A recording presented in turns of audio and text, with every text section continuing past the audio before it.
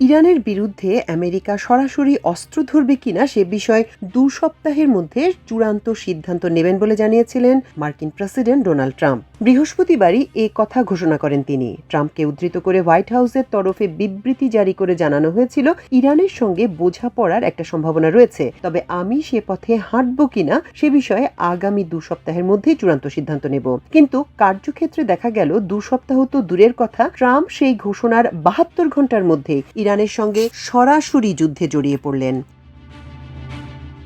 স্থানীয় সময় শনিবার রাতে ইরানে হামলা চালানো হয়েছে বলে দাবি করে আমেরিকা। ট্রাম্প নিজে ট্রুথ সোশ্যালে দাবি করেছেন, ইরানের ৩টি পরমাণু কেন্দ্রে হামলা চালিয়েছেন তারা। শুধু তাই নয়, দুর্ভেদ্য ফর্দ পরমাণু কেন্দ্রই ছিল তাদের মূল লক্ষ্য।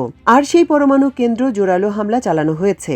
এই হামলা চালাতে কি কি অস্ত্র ব্যবহার করা হয়েছে তাও উল্লেখ করেছেন ট্রাম্প। আর হামলার সেই মুহূর্তকে যুক্তরাষ্ট্র এবং ইসরায়েলের ঐতিহাসিক মুহূর্ত বলে ঘোষণা দিয়েছেন যুক্তরাষ্ট্রের প্রেসিডেন্ট।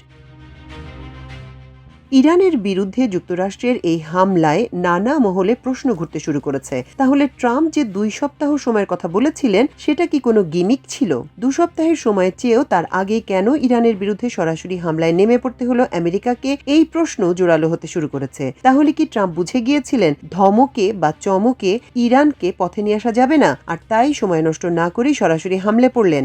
বারবারই ট্রাম্প ইরানকে হুঁশিয়ারি দিয়েছেন পরমাণু কর্মসূচি থেকে নিজেদের নিরস্ত্র রাখতে, কিন্তু ইরান সাফ জানিয়ে দিয়েছে সেটা তাদের পক্ষে সম্ভব নয়। তবে তারা আলোচনায় বসতে রাজি, একথাও জানিয়েছে। তারপরই সুইজারল্যান্ডের জেনেভায় ব্রিটেন, ফ্রান্স ও জার্মানির প্রতিনিধিদের সঙ্গে শুক্রবার বৈঠকে বসতে সম্মত হয় ইরান। তেহরান স্পষ্ট জানিয়ে দেয়, সমঝোতা নয়, আলোচনায় রাজি তারা।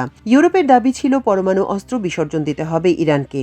ইরানও পাল্টা জানায়, ইসরায়েল হামলা বন্ধ না করলে শান্তি আলোচনা এগিয়ে নেবে না তারা। ঘটনাচক্রে সেই পরমাণু বৈঠক ব্যর্থ হতেই শনিবার আরও আগ্রাসী হয়ে ওঠে ইসরায়েল।